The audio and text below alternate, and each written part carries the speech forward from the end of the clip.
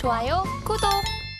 네, 우리 시장은 아랫돌을 빼서 윗돌을 괴는 형국입니다. 아무래도 거래 자금이 좀 제한되어 있다 보니까 A 업종을 살려면 B 업종을 팔아야 하는데 안 그래도 받아줄 주체가 없는 상황이다 보니까 5% 밀리면 될 걸 가지고 지금 10% 정도 더 크게 밀리고 있다라고 해석할 수 있겠습니다. 이러한 시장 속에서도 트럼프 그리고 머스크 트레이드는 여전히 강세를 보이고 있고요.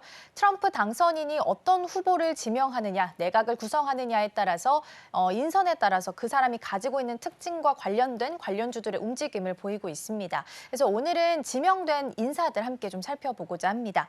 한 판에 정리를 좀 해봤는데요. 첫 번째부터 보겠습니다. 일단 지금 시장은 여전히 트럼프와 머스크 트레이드가 진행되고 있다라고 답을 좀 달아봤습니다. 어떤 후보를 지명하느냐에 따라서 그 후보가 추진하고 있는 정책에 따라서 그리고 성향에 따라서 관련주들의 움직임을 좀 보이고 있는데요.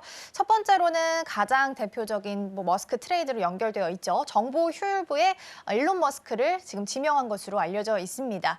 미션은 두 가지가 있습니다. 첫 번째는 규제 철폐랑 규제 완화 부분이고요. 규제 완화의 가장 대표적인 걸로는 자율주행이랑 스페이스 X를 연관을 좀 지을 수 있겠습니다.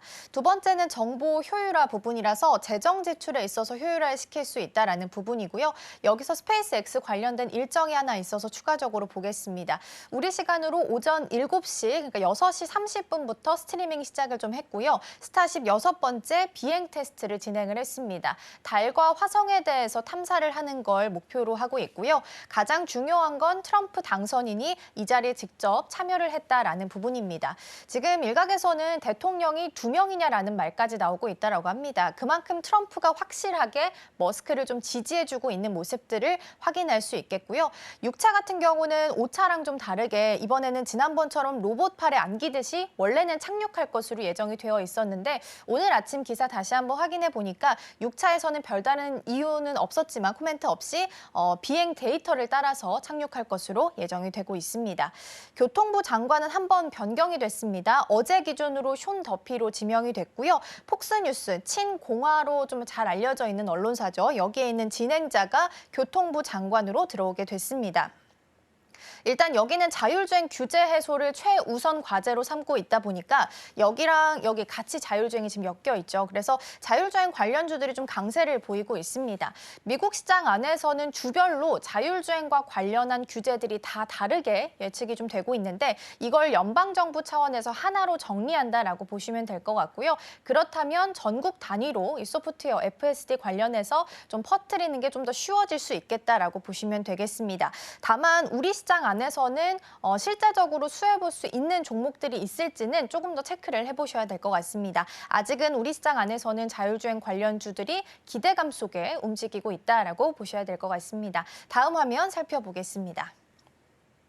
그리고 법무부 장관 맷 게이츠 지명 소식이 어제 전해지게 되면서 어제 오후에는 갑자기 마리화나가 강세를 좀 보였습니다. 친마리화나 인물로 좀 구성을 하다 보니까 지금 마리화나가 강세를 보였는데요. 다만 이 후보 같은 경우에는 현재 미성년자 성추행과 관련해서 성폭행 혐의로 지금 법적인 리스크가 껴있는 상황입니다. 그래서 실질적으로 인준이 될지는 조금 더 보셔야 될 것 같고요. 그렇다면 마리화나 관련주들의 변동성도 커질 수 있다라는 부분도 염두를 좀 해주셔야 될 것 같습니다.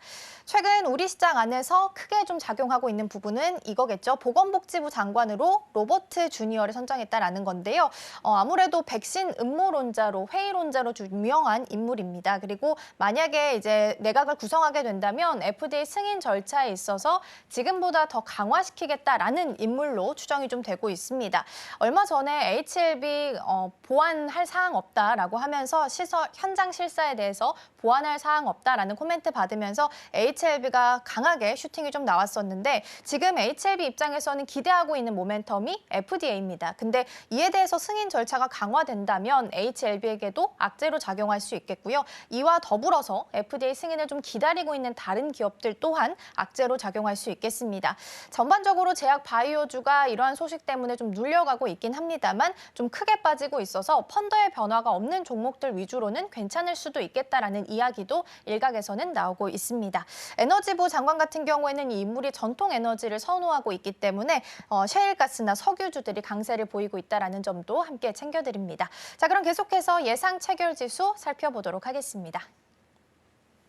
오늘은 다행히 양시장 빨간불 켜면서 출발할 것으로 보입니다. 여전히 매수세가 좀 약하다라는 부분 좀 악재로 작용을 하고 있습니다. 환율이 좀 내려왔다라고는 하지만 여전히 외국인에게는 부담될 수밖에 없는 환율 수준이고요. 오늘은 양시장 모두 강보합에서 출발 준비하고 있습니다. 이어서 코스피 시총 함께 보겠습니다. 삼성전자부터 현대차까지 자리하고 있고요. 유일하게 현대차만 마이너스권에서 출발 준비합니다. 삼성전자는 56,400원 선에서 출발 예상되고 있는데요. 어제는 그래도 다행히 기관 투자자가 좀 들어오는 모습으로 보였습니다. 다만 56,000원에서 계속 지지해 갈 수 있을지는 조금 더 체크를 해볼 필요가 있을 것 같고요. SK하이닉스는 엔비디아 실적 기다리는 상황 속에서 흘러갑니다. 오늘은 2.7%로 그동안의 낙폭을 좀 만회해 갈 수 있을지 기대해 보셔도 좋겠습니다. 다음 코스닥 함께 살펴보시죠.